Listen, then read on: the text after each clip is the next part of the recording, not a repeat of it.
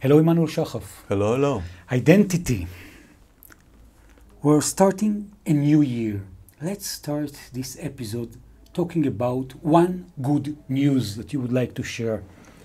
Despite the fact that there has been a general degradation in the relationship between Arabs and Jews in Israel, there is still hope among both peoples for improvement, and the fact that there was no complete breakdown of the relationship as a result of the war, something along the lines of what happened in 2021, in May 2021, Guardian of the Walls, is room for optimism among both peoples. There was an expectation, especially among Jews, that there would be a repetition of what happened then, and it didn't happen. So also here the Israeli intelligence failed. didn't meet the expectation to deeply understand the thoughts of Israeli Arabs. Yes, there was a clear expectation that this might happen, and it was vocalized by some elements in the government, claiming that we have to be prepared, but it didn't happen. So you explained that it didn't happen because of? It didn't happen because there was a vested interest on the side of the Arabs of Israel to maintain peace. To maintain peace because they believe it might be achieved in the coming month or years? No, but no. To maintain peace, in the cognition that that's the way we have to live together in peace here, not for any other reason. People that are seeing you from around the world will ask: is Israel about to meet the coming elections, even in 2024? What would you estimate? There will be elections in 2024. I can't see any way that there will not be elections. I assume that what will happen is that in the early month of the year, probably on February, March, when the soldiers return from the battlefield, there will be demonstrations, and the demonstrations will put pressure on the political system, which will then either call for elections or the demonstrations will get stronger. Anyway, there will be elections in 2024. Even though the Israeli top decision makers in the government, they are not showing any kind of interest to lead the elections willingly. Yeah, they're still playing hard to get in this issue, but there are several commissions of inquiry working, and there will be things published. This is not sustainable. This government is not sustainable for more than a year. So you are expecting the elections to happen this year? Definitely, yes. And can you imagine any kind of results that will come out of this election? Because you mentioned the Israeli Arabs, but the Jewish people here in Israel, they're so disappointed. There will be no drama. There will be a right-wing government. It will not be that extreme right-wing as we have now, but it will be a right-wing government, and that will limit its possibilities to make peace. It's also a question whether there will be an Arab party in the government. There should be, but I'm not sure that the possibilities are there for that to happen. If it doesn't happen, that's going to be very sad. You mentioned the specific word peace. Do you think that is there any kind of reconciliation, of hope that can be achieved in this coming year? After the war? I don't think so. I think this year there will be a recognition that we have to develop some kind of vision, because there's no vision right now. Unlike after the Yom Kippur War, it was clear that we had to go into an agreement with Egypt. After this war, there's absolutely no cognition, no recognition, no understanding that we have to go into some kind of arrangement with the Palestinians. There's none. Absolutely, all we're doing is trying to defend ourselves. Okay, there's nothing positive in terms of developing some kind of vision. That will have to happen while the government is being changed. but it won't come to fruition in 2024. I don't think so. You're saying that there is no plan, yet there is one plan, not in the official government, that you're leading as part of the co-leaders of the Federation. How this plan can be implemented in the coming year? What kind of seed can be replanted after the war?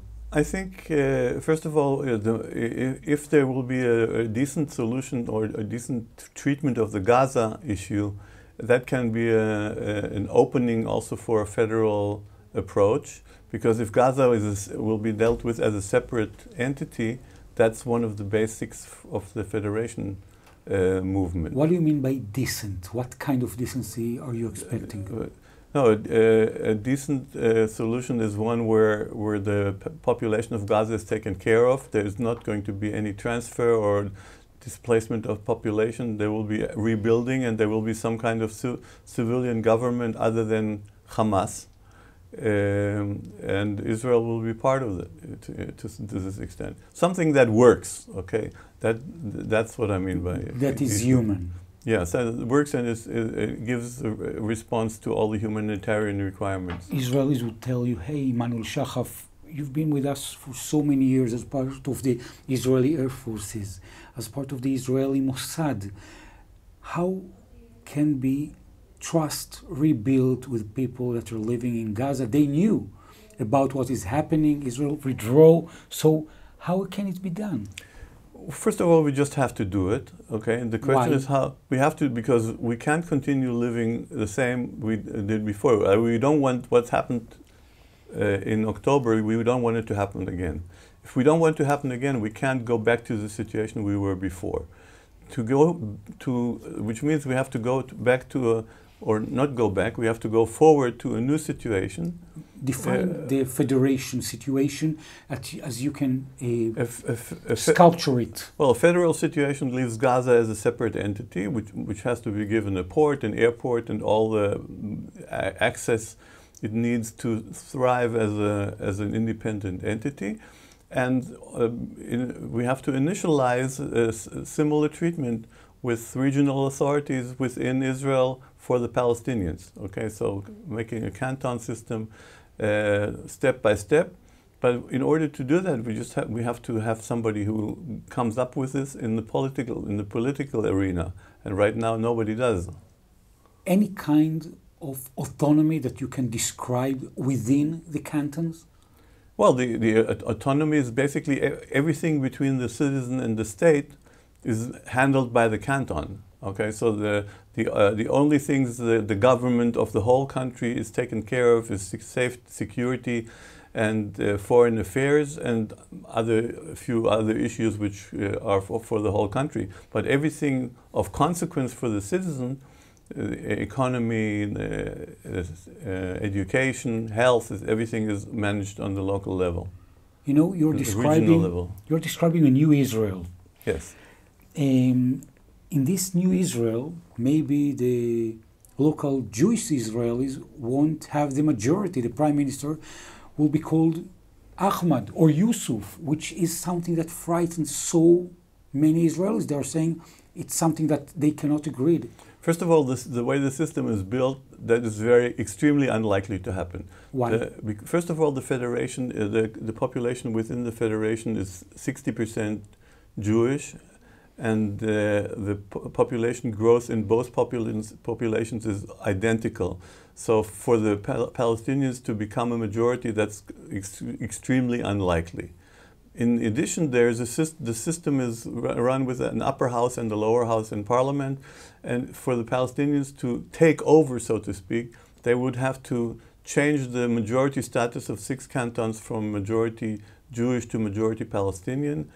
And they also would have to be the majority in the country. For both of these things to happen, while it technically can happen, it is extremely unlikely to happen. By the time it could happen, nobody will give a damn who's in the majority. So you're saying in a process of reconciliation in between Israelis and Arabs that are living here for a few decades, and then people will basically feel trust. What will happen is that the federation will make it possible to live together peacefully.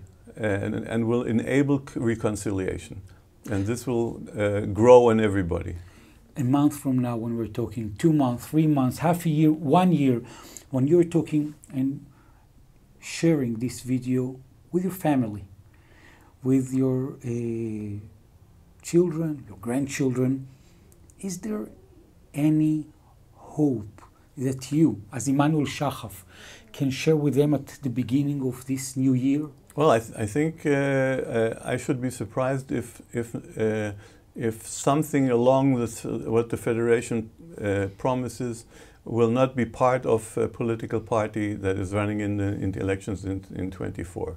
At least the part which talks about the state of all citizens, not necessarily the Federation, but also the Federation will come up, because I think everybody realizes that there's a total vacuum when it comes to a political solution to the conflict. Two states are, everybody understands that 2 states aren't going to be, at least not in the foreseeable future. There has to be something else. We can't continue the way we're running the show now. And that's one of the possibilities. Emanuel Shahaf, people that want to be part of the movement of the Federation, want to be in touch with you, with the books, with the lectures, to open their heart for new ideas, how they can approach you? On Facebook, on Emanuel Shahaf, or the Federation Movement, or Identity, the Quest for Israel's Future. I'm there. Emanuel Shahaf, I want to thank you very much. Thank you.